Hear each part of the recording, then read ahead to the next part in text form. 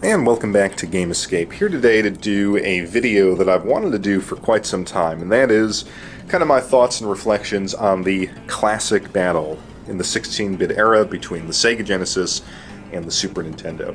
And I think for a generation of gamers, if you grew up in the early to mid 90s and you were old enough to be invested in this battle, this was one of the coolest and most exciting times in video games because you had two consoles that offered really different experiences, but that were nonetheless competing for your heart and mind as a gamer. And I think if this was your introduction to gaming, or if you were just starting to really mature as a gamer at this point, it forms part of your personal history in gaming. And so I just wanted to offer my personal history with this battle and talk about some of my favorite games for both platforms. Compare them, and I'm not going to necessarily declare an objective winner, but sort of talk about how my thoughts and opinions of these consoles have changed over time. So really the story starts for me with the NES, and I remember getting it for Christmas probably in 89 or 90. I can't actually remember the exact year, but I would come home from school and I knew my parents had purchased it for me because I would go in this closet and I could see the lettering NES Action Set through a Toys R Us bag. So it was very exciting, and I was kind of the last of my friends to get it, and I was so in love with the NES. But, so let's say it was 89, for argument's sake. Well, towards the end of 1990, early 1991, you started hearing rumors about a Super Nintendo. And, we didn't have, obviously, the internet back then, so the news was a little delayed. Maybe a friend read about it in a video game magazine. I know I probably heard about it first in Nintendo Power. And then it seemed like I was reading about it, I was excited, and then there it was one day. In the store, it was a Bradley's store, which was kind of like a Walmart type of thing here in the northeast of the United States. And, I just saw that display and was so taken in by the system just to see, Super Mario World and just to see how the graphics were just so rich and vibrant and colorful beyond anything that the NES could produce, and I needed to have it. I really needed to have this system, and at first, my parents, I don't know how old I was, maybe 8 years old, 9 years old, and they said, "Oh, sure, that's great. You've got your Nintendo games, you can play those, and then eventually we'll buy you some Super Nintendo games." Well, when I let them know that the system was not backwards compatible, then my luck really turned, because they felt betrayed by Nintendo, that they had purchased all of this stuff, and the power pad, and probably about 25 games, and I couldn't use them anymore. So they were actually pretty mad, and I was forbidden from getting the SNES, which crushed me. It was so painful to come to this realization. So I was probably moping around for a while, and I said, well, I'm sure you can find another video game system. So that kind of boosted my spirits, and I picked up the TurboGrafx 16 because, I was sucked in by their advertising, and it seemed like, I like graphics, but if they're turbo, certainly that's better than anything that the SNES can offer. I mean, it's turbo, right? Well, of course, we all know that was an 8-bit system, and I liked it, and I played it for a while, and of course I had a lot of, said this before in my game room video, I had a lot of boxed games for it, but the rule was you couldn't hold on to one system and have another at the same time, so if you want a new system, you had to get rid of the old one. And that's ultimately what I did. Well, another year goes by. Now, I think this is 1992, and in 1992, I kind of let my parents know that the TurboGrafx 16 sucked, and it just didn't have any of these cool games that were coming out for the Genesis or the SNES. So Still couldn't get the SNES, had to pick up the Genesis, and that's kind of really where my story begins. So let's start off with the issue of design. When I was going out to pick up the Genesis that day, I was kind of filled with excitement because I think the Genesis just looked different. It had this kind of circular, almost CD-like top to it, and the very early ones had high-definition 16-bit graphics up top. So the advertising continued even after you picked up the system. Power button that lit up, and it kind of looked modern. It had these vents on the side, although they're just really grooves. They're not really venting anything. So, the Genesis looked high-tech, fit and finish, very good. And what I liked is it had this volume control here at the bottom, so you could plug in headphones and play it as loud as you wanted to at night. The Super Nintendo, I really liked this design as well. I know that some people thought it was, very kind of ugly and boxy, but I don't know, there's just something about this very understated gray color and, with the purple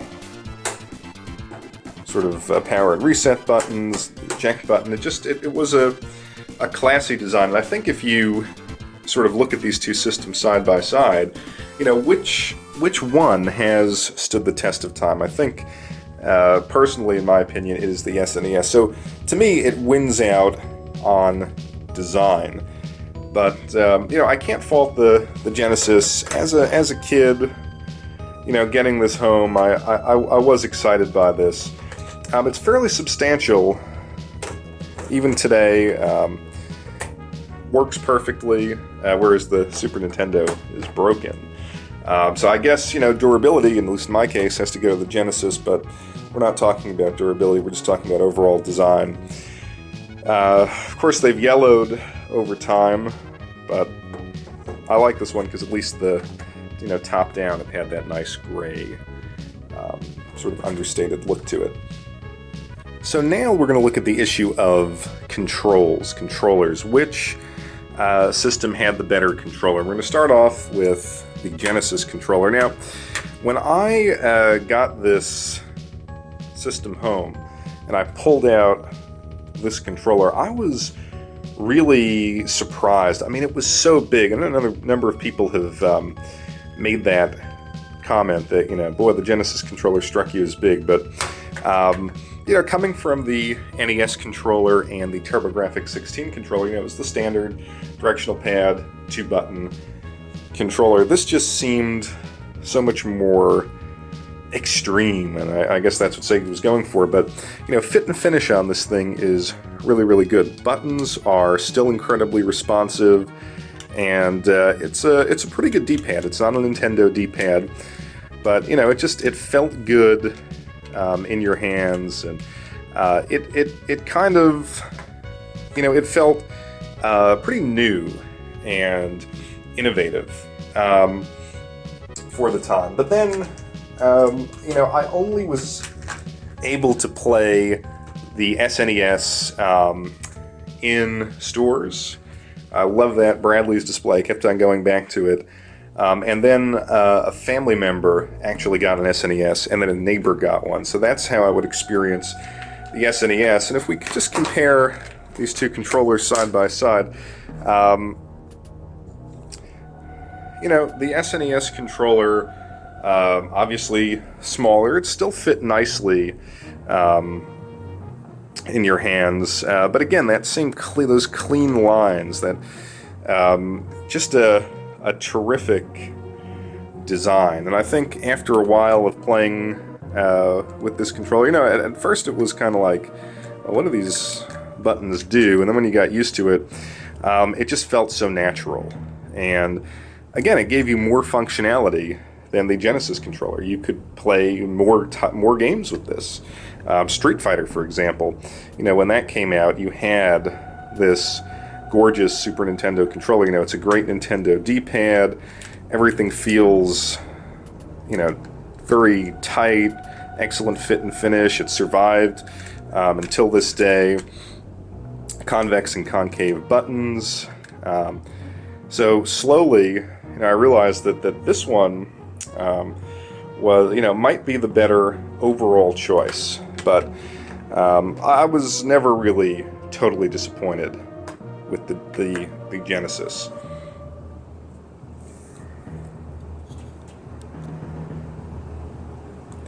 So around the time that Street Fighter II was coming out on the home consoles, Sega did something very smart, and that was release the 6-button Genesis controller. And, you know, there's a lot to be said about this guy. This was, I thought, a really, really good design.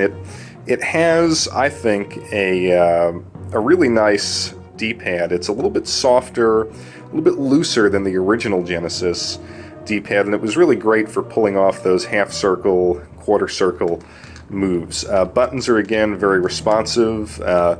Good switch up in the feel between the ABC and the XYZ. There's even a mode button up top.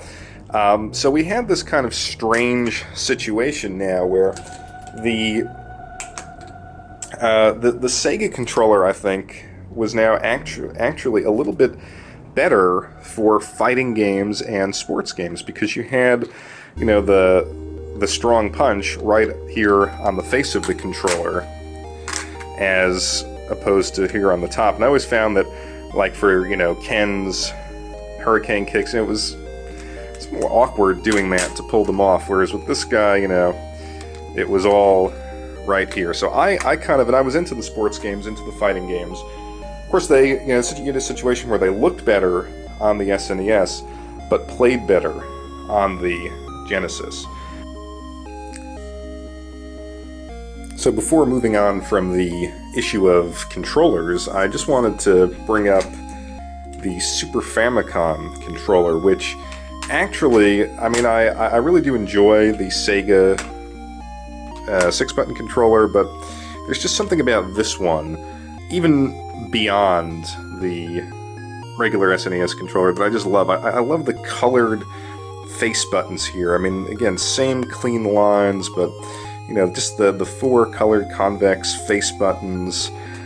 Just something about that screams fun, and I wish Nintendo of America had brought that one out over here. But I mean, you know, the issue of control, like I said, it's kind of a toss-up. It's kind of a draw, because while the standard SNES controller was better than the standard Genesis controller, I think this kind of changed the game a little bit, but again, it's not a standard accessory, so I'll just call it a draw. But I would just love for Nintendo of America to issue maybe something for, like, the Wii U, like a one of those Pro controllers, just with this color scheme. Just something about it is so almost joyous. I've always loved that one. Alright, games. Now, I have to say that I'm going to start with the launch lineups, but I got the Genesis, you know, after those initial Sega launch titles came up. So, but, you know, kind of like, I wasn't there right from the beginning, but I was there before the aggressive advertising campaign by Sega, you know, kicked in with the, you know, the claims of blast processing and all of that stuff. So I was kind of close to launch on the Genesis, and of course I really do remember the launch of the SNES, because friends and family picked it up, as I said, not too long after launch, and so I really do, you know, have a history playing those launch titles.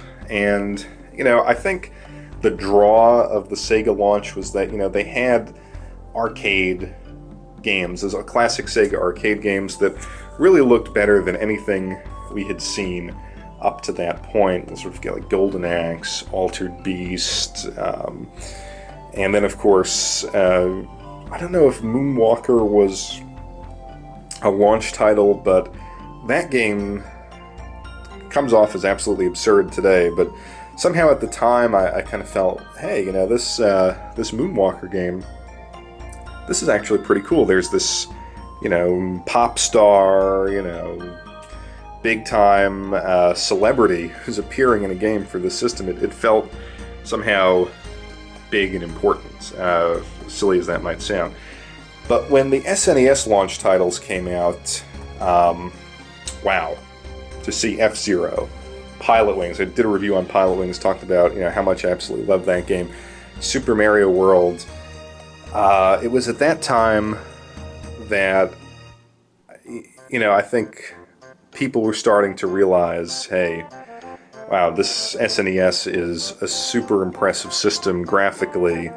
And, I knew that, and then that was the killer, the fact that I was kind of forced into the Genesis, and I saw those initial launch games, and so I kind of, my hope was, well, and of course you don't know the tech specs as a kid, so you're just waiting for Sega to compete graphically, and we were sort of led to believe, me and my buddies that had the Genesis, that it was coming. It just, you had the arcade titles, but Sega was going to compete. I mean, hey, it had blast processing.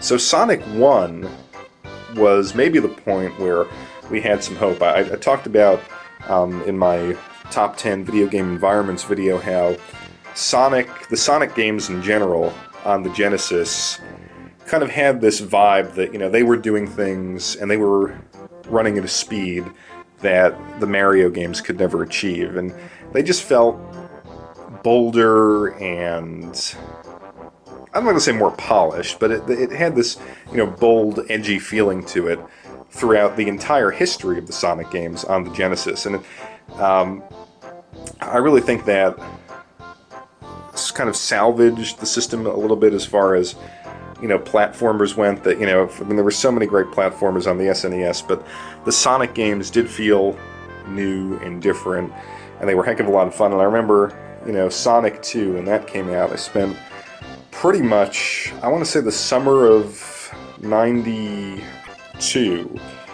I don't know if it was out then, but whatever, the summer after its release, we just got together with a friend in this basement, played Sonic 2 every single day, and that that sort of justified the purchase in a way. I mean, Sonic 2 was just such a spectacular game, and it looked to me at the time better than anything that the SNES was doing. Plus, you had the sports games, and I know as collectors and retro gamers, we sometimes look down on sports games.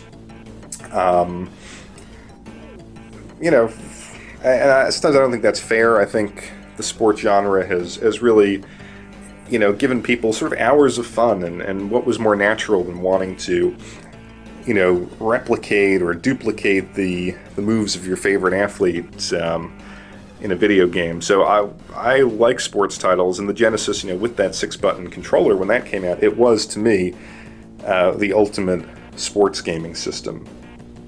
But there was sort of one major problem, and that was that the Genesis did not have very many RPGs. And certainly not the high-profile Square RPGs that were coming out for the SNES. And this was such a problem for me because, I love that genre on the NES, and when I saw and played Link's Awakening, I was just, overcome with excitement at how beautiful that world was.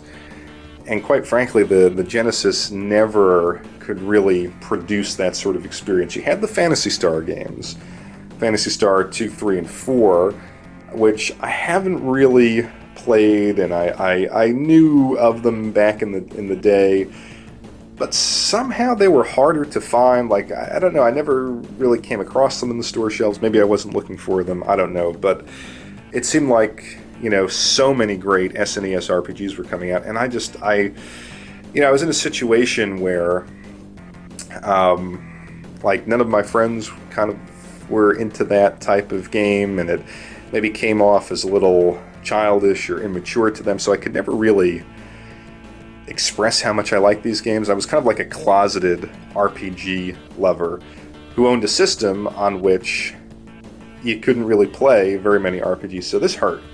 And I actually, once they started rolling out in a fairly regular clip, I wanted the SNES so bad. This is so funny. I don't know if you guys remember the I think these advertisements were in Electronic Gaming Monthly. They would say, fill out this little info form, and you could win an entertainment center with every video game system released. This may be around like 93, 94.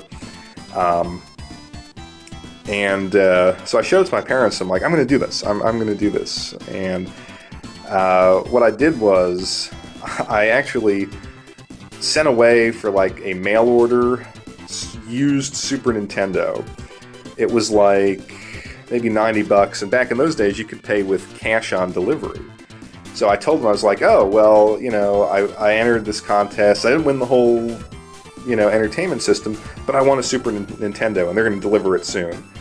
And they were like, oh, well, lucky you, because we wouldn't have ever purchased it for you. So it's like, yeah, all right, great. So I'd run home from school every day, money in hand, waiting for the guy to ring the doorbell so I could get my SNES. And it's so dishonest, such a scheme to have as a kid. Well, and I would always be home from school before my parents ever got home from work, except for the day that the used SNES was delivered, and of course I got into trouble for lying, and I never actually got it, and I was just like heartbroken, but I wanted so desperately to play those RPGs on the SNES. And it's just an example of the fact how these systems were doing different things. They appealed to gamers in different ways. And throughout this time, it was very strange. I was becoming a SNES fanboy who owned a Genesis. And I would ostensibly, in these arguments in the school buses and playgrounds, always support the Sega. But deep down I knew that the SNES was really the system for me. And it was such a killer to come to that realization. Alright, I want to move on to a discussion of graphics and sound, but before I do, I think I need to talk about the Sega CD. A peripheral for the Genesis with which I've had a kind of interesting history. When this was released, me and my sort of fanboy situation where I love the SNES, I was really... But I owned the Sega. I could only own the Sega, so I was hoping, it was yearning for the Genesis to catch up. I really thought that the Sega CD would do just that. If you are old enough to recall, the commercials for it, welcome to the next level, full motion video, great sound, processing power. They were kind of vague on what this actually added. I think what it did was it just had another processor similar to what the Genesis had. They worked in tandem. They could do rotation and scaling, which of course the SNES could do all along. The games, though, started off interesting. You had, I think I got one of the FMV games, Sewer Shark, to start off with, and Final Fight, and then I just did a review on Final Fight, which was absolutely awesome, and I think the best version of Final Fight to be had. But as this aged, and of course I got all excited, my parents, were nice enough to get it for me, and I think this version was around $230. It initially retailed, the one that sat under the old Genesis, that one was about $300, so not cheap. But the games just didn't really come, and it was kind of clear after a while, after you played these games, that it still could not compete with the SNES graphically. Now, it's kind of sad because, as we all know, there were some great RPGs released for the Sega CD, but I don't know why I never pursued any of them. I certainly knew about things like Popful Mail. I think they had Shining Force, and of course, Snatcher, and Lunar. I rented Lunar, I believe. I think I played through a good bit of Lunar, but At least I think it was on the Sega CD. Yeah, I mean, I definitely rented it. Now, whether I played through it on there or the PlayStation, I can't actually remember now. But I remember I was playing Lunar, and you know, these were Sega Genesis graphics. I mean, it really wasn't anything like the SNES, and I was so depressed, and I kind of was like, oh my god, you know, Sega, they just can't compete. And then, of course, on top of that, you can get the 32X, which I think was just terrible. I didn't buy one, and you got the sense that as the generation moved forward, that the Genesis really couldn't compete, and things like the Sega CD and the 32X were really just, you know, almost like desperation moves to compete with what the SNES could do right out of the box. And that was, you know, that was very sad in a way. And as you know, 94, 95, 96, you kind of lost confidence in Sega, and I had no desire to pick up the Saturn when it was released. And I don't know, I think the Sega CD really did not live up to any of its potential. Nothing that the Genesis could pull off graphically, I think, was equal to what you saw on the SNES. The sound, though, the sound was a different story. You know, the SNES always sounded great. It had a very, very unique sound to it. You can always tell what an SNES game. You know, you can pick out an SNES game from the style of its soundtrack, and the same thing can be said for the regular Genesis. Although this always just sounded so much better alone. Sega CD, though, really was impressive. I mean, the Final Fight soundtrack is great. If you played the Spider-Man vs. Kingpin game, that actually had a pretty cool soundtrack. Obviously, Sonic CD had a nice soundtrack. So that was the one high point for the Sega CD, but you know, as far as the Genesis and the SNES goes, the Super Nintendo holds up. It still sounds good. It still looks good. I don't think that you can say the same for the Genesis.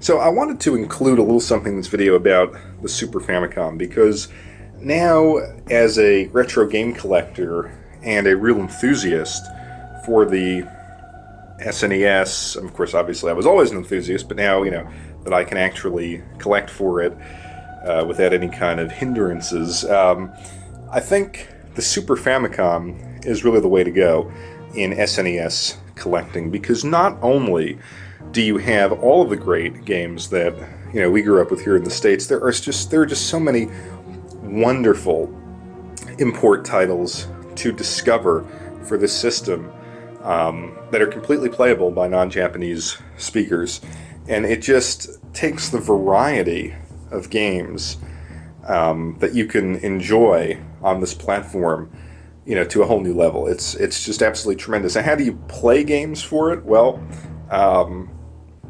do one of two things. You can buy the English or the North American games that we all grew up with in their Japanese versions, really, really cheap. I got F-Zero recently for like $5 or something like that. But barring that, you can actually buy, and these are a little hard to find. This is the Naki Game Saver Plus, and it's basically a save state device. And what you can do is, this will plug in, I believe, to a North American SNES, but it also fits very snugly, but it fits right in to the Super Famicom. And then on the back, and I don't know how easy this is to see, you actually can plug your North American games in here. So it looks a little, it doesn't look so attractive, but it works, and it allows you to enjoy, you know, both libraries on the system. Plus, as I said, you get to play with this awesome controller. Sadly, this suffers from the yellowing issue that we saw with the SNES. I mean, this particular model, you know, works great, not really attractive. Would love to get another one that just looks a little bit better. But it works, and it just, like I said, if you like the SNES and you like the style of games that it can produce, you really should look into a Super Famicom. So as time moved on, 94, 95, 96 rolls around, and I finally pick up the SNES with my own money and finally get to enjoy all of these classic titles that I missed out on. But it was kind of bittersweet because by 96 I was kind of getting ready for the the PlayStation, N64 era. I didn't have those systems yet, but my enthusiasm and interest as a gamer had really shifted in that direction, and I really put my money towards saving up for those systems. So I was picking up the SNES games as cheaply as possible. I'd rent them, so my collection is not so great. I mean, it's mostly loose games. I mean, a couple CIB games, but time moved on, and as a kid your interests change, and so I missed the Super Nintendo in a lot of ways. But as a collector, I have been actively sort of going after the Super Famicom stuff, playing the new SNES games that I've been purchasing, and for me, if we break it down, the Super NES had the fit and finish, the better controller, the better graphics, the better sound. To me, this won the 16-bit war pretty much outright. But that's not to say that the Genesis was bad, and I had a lot of great memories playing it. And I would just say, if you miss this time in gaming and you're just starting to get into collecting, collect for them both. Play games on both. They're a lot of fun. For instance, right now, I'm actually trying to collect a lot of the rare vertical shooters, like Musha, Truxton, and there's some of the side-scrolling shooters too, like Thunder Force. So there's always something to discover with these consoles. And as James Rolfe in his video on the 16-bit wars pointed out, it was a simpler time. It was nice when all you had to concern yourself with as a kid was what was better, Super Nintendo or the Sega Genesis. And really, this intensity, this sort of cutthroat war to earn your business, and all of the innovation that went along with it, with all the different sorts of games that were coming out, and these two systems really pushing the envelope of what they could do technologically, I think really made me even more passionate about gaming. So go onto YouTube, check out the commercials, check out reviews of all the big games for these systems, and collect for them. Sega is still relatively cheap. The Super Nintendo you'll pay a little bit more for, certainly. If you want boxed games for the Super Nintendo, now we're talking about really, really expensive stuff. But this was such a fun point in my life, and I encourage all of you guys who didn't live through it to kind of go out and discover these great systems, because even though the Super Nintendo won, I think, in my opinion, for me, in its time, I think collectors win by having such awesome libraries to explore. So I thank you as always for watching Game Escape, and I will see you very soon.